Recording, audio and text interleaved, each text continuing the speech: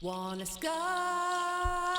Tapanuma Ase Pisisa Elegamua Amunagua Kitaskinana Wea Hey Hey Oh Wea Hey Hey Hey Wea Hey Wea Hey Hey Wea Hey Hey Kitaskinana Wea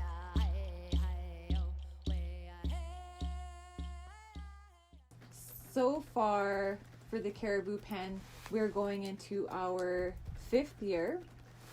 When we came up with the idea to start the Caribou Pen, it came out of a necessity from a court case, but it also came out from a necessity from the people, because we knew that things had to be done to our standard. And when we developed the plan for the Caribou, we had workshops, and we involved the municipality, we involved provincial, federal government, community members from all Treaty 8 nations. And from those workshops, what was plainly, you could see as plain as day, that action needed to happen. There was too much planning occurring in regards to caribou, too much planning as in studies documenting their numbers going down. So First Nations saw that right away, recognized, okay, enough planning, let's do something.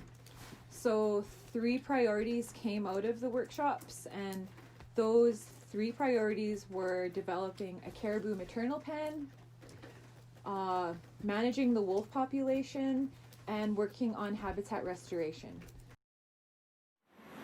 And I believe when I was flying there year 2011 or 12 with the helicopter working in the pipeline, we went straight towards Nibish River in the helicopter. We went right across the lake, and we flew out up that mountain. That's when we saw them just in a line like that. Those caribou were walking at the ridge, just lots of them just following each other's. They looked beautiful. And I don't know where they were going. They were coming kind of east, but they followed the mountains, eh? Maybe they were going to migrate, maybe they were looking for somewhere to cross, I don't know. But before the Williston was done, they used to cross that field from the mountains, from Nibish River along way up there along those mountains. I can't name all the mountains, just that river. That's what I was told anyway by some of the people that were there. And there's some mountains over there.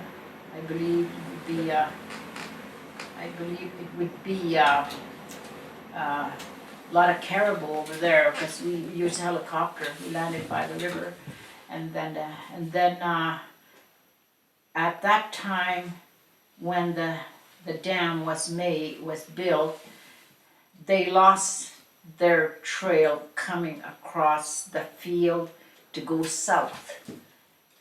So at that time when they finished the dam, my dad and them were working still there. It was not finished yet, but they were halfway done at the dam. Those caribou, some of them, quite a few times, they would see a caribou floated to the river coming this way. They float, they drown, because they don't know if they go across the lake, it would probably take them an hour, 2 hours to maybe more to cross that river, because where's their trail? They lost it. They don't know where to go, because that's their migration area, where they travel. And how many kilometers wide is that Williston Lake? How wide it is for the caribou to cross that river and try to migrate down south.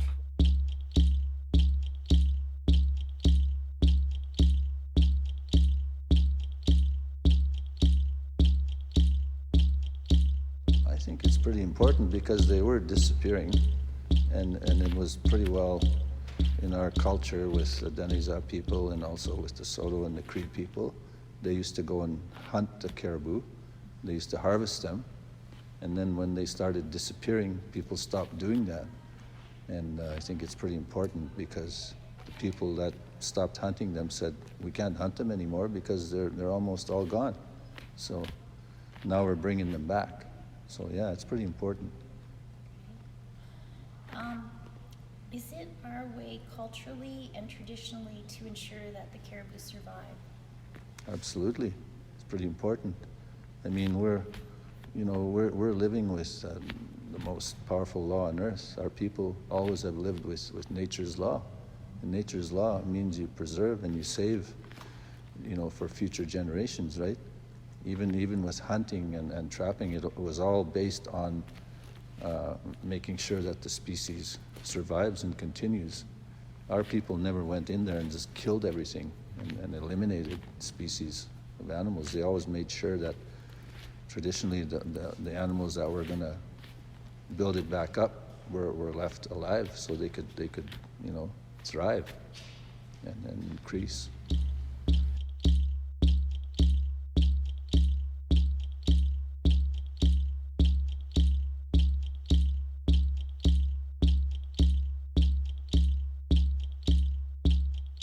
So this is, we pick lichen bags.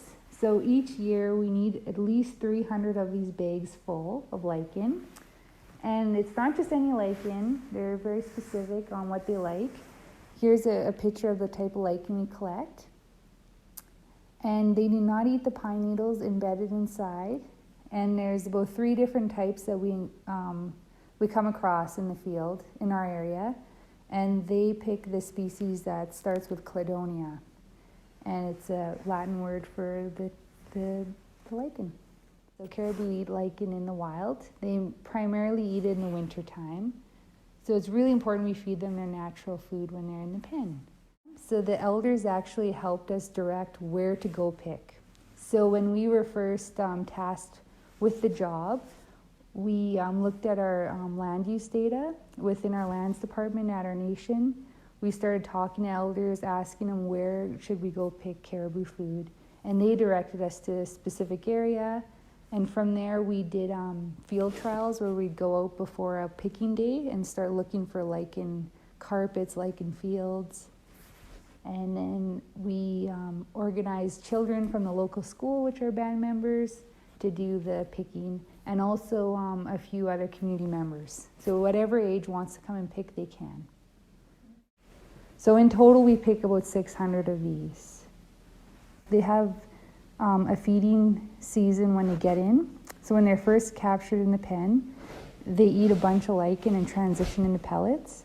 So that transition time takes about 300 bags, and there's up to 10 to 12 cows in that period where they transition to pellets. And then once they're ready to release them again, we transition them back to lichen. And that's where it takes another about 300 bags. So it just depends. There's some variability in how many cows there are each year, but it's around that, and it takes us that many bags. We went to court primarily to protect the treaty rights of the seasonal round, the harvesting of the seasonal round. But it turned into this process of trying to save the caribou. Once we got into it and started understanding the state of the caribou, we realized that if somebody didn't do something, that the caribou would disappear. Which still might be the case, but at least we're in the process of trying to reverse that. In talking with the elders, the caribou were here to help our communities. In times of need, we could always go and get a caribou to eat. We could harvest all the parts as medicinal purposes in the caribou. The hides, every piece of the caribou was used for something. The bones were used for fleshing tools. So they're a pretty vital piece of our culture that's disappearing on us. And that disappearing, a piece of our culture disappears, and we lose a little bit of who we are as the indigenous people of the area, and kind of as the caribou are on the endangered list, I think the indigenous people here in the Northeast are on the endangered list. as trying to maintain our culture and understanding those ways of life are disappearing as we lose the elders.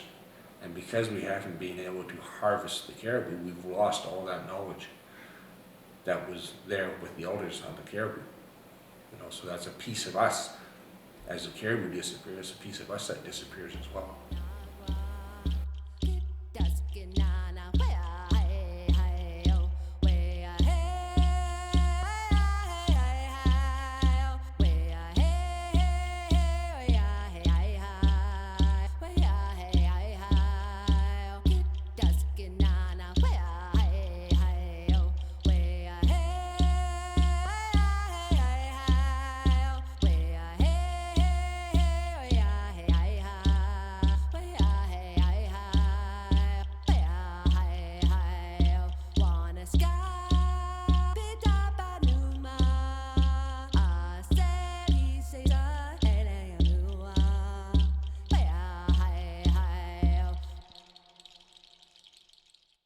We basically had to say, okay, do we want to help this species or do we want to watch them die?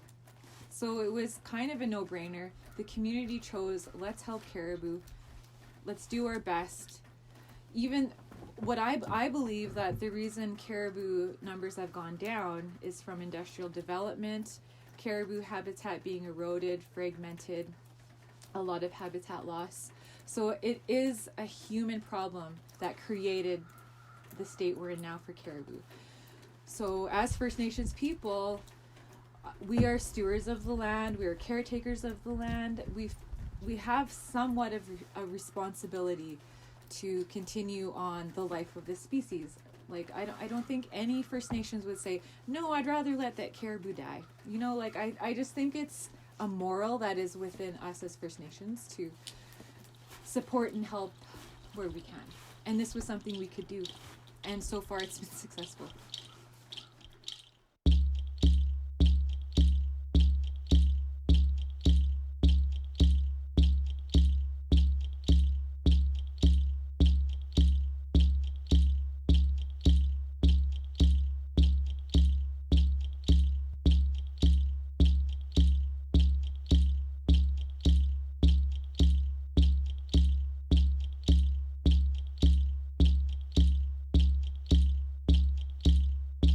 Well, I think they're coming back, and I think we're proving it by being really successful with our penning program.